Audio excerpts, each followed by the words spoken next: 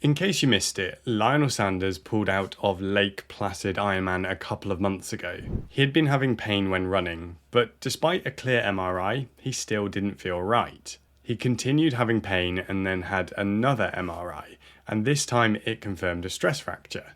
In one of his subsequent videos, Lionel openly wondered, had he been underfueling? He mentioned RED-S, which stands for Relative Energy Deficiency in Sport, and said his calorie intake hadn't even been close to matching his output. And more recently, he did a full video on his experience dealing with RED-S, which I think it is likely he has from what he has publicly said, and this will have contributed to his stress fracture. Now, Lionel is a professional triathlete with a high training volume and load, so you might think that stress fractures are something that comes with the territory. But here's the thing. RED-S and the risk of stress fractures can affect anyone with any training load. Working as a registered sports nutritionist for the last 6 years in both amateur and professional sport, I've seen firsthand how RED-S can affect people from all walks of life. You don't have to be a professional triathlete training 20 hours a week and undereating by thousands of calories. You could be training for your first triathlon, undereating by a couple of hundred calories a day, and still run into problems with it. So in this video, I'm going to walk you through what RED-S really is, why it matters to you, and what you can do to avoid it. And just a quick shout out to Lionel to wish him a speedy recovery, and thanks for being open about his issues and driving more awareness to this problem. First of all, I want you to think of your body like a smartphone. Every app you open drains the battery. Now imagine you keep using the phone, but you never fully charge it overnight. It'll run for a while, but eventually it slows down. It turns off the non-essential apps and it's now in power saving mode. And then one day it just shuts off. That is pretty much what RED-S is.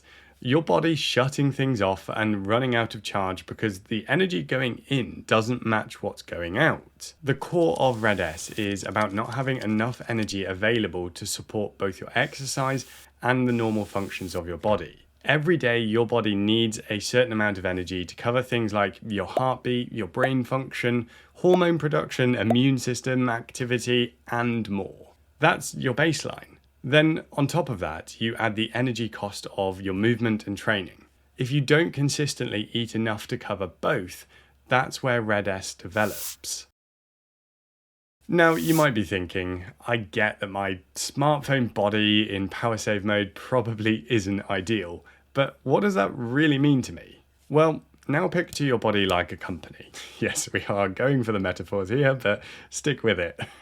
When revenue's healthy, every department gets funded. So that's HR, product development, marketing, the lot. But when money dries up, the company has to cut corners.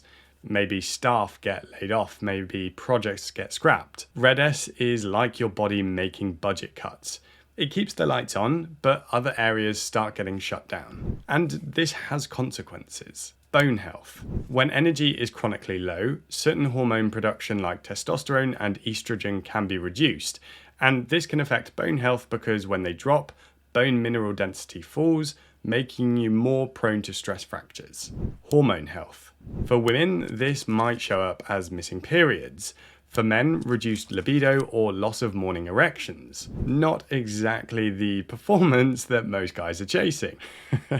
Sorry. Psychological effects. Low mood, irritability, poor sleep, or low motivation to train are all common. Immune system. Being frequently ill can be a sign of RED-S, and recurrent infections are a warning that you shouldn't ignore. Performance and recovery. By nature, RED-S will likely mean you aren't getting enough of all the macronutrients, and the consequences of this is that you'll often have slower recovery and a lower training capacity. Sessions feel harder and you can't hit your usual pace or power. So RED-S isn't just about bone injuries, it's about your whole body being unable to keep up. But the thing is that it's not always a dramatic crash diet. More often than not, it's a slow and insidious creep through lots of small energy mismatches that build up over weeks or months.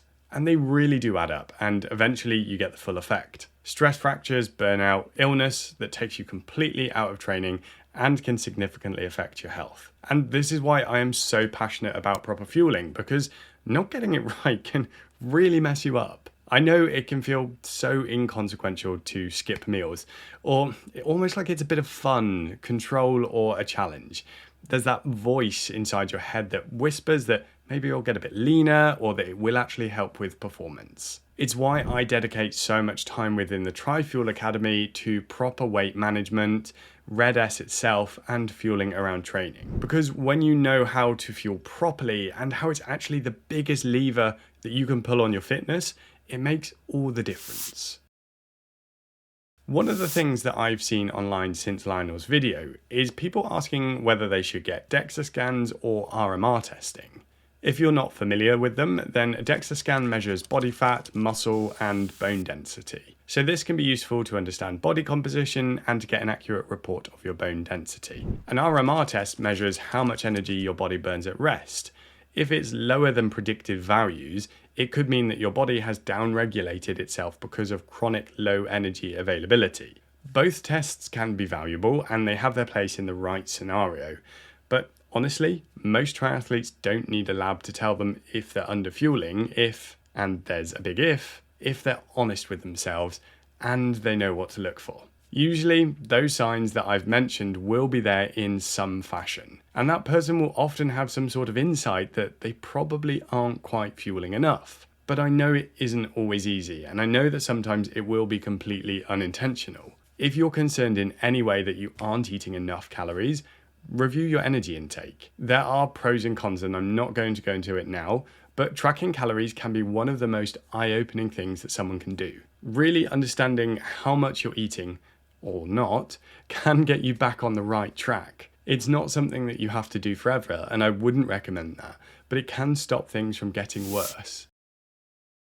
While I realise this can be a complicated topic and there might be other factors that are driving Red S and low energy intake, here are the areas that I found to be so useful to focus on when working with triathletes on their nutrition. Fuel consistently and sufficiently. Don't skip meals, especially around hard training. Even if you are training early, half a banana or a sports drink is better than nothing. There is so little evidence to support fasted training that for most people it is just not worth it. Match your intake to training. Eat more on the big days, a little less on the light days. So adjust to your training load and not following some fixed number. Prioritize carbs. They're your main fuel for performance and your body needs them. There's even some research that suggests that low carb intake on its own is a contributor to Red S. Get enough protein and fat. Protein helps recovery, so aim for 1.4 to 2.2 grams of protein per kilogram of body weight per day. Healthy fats support hormones and overall health, so please don't be scared of fat in your diet.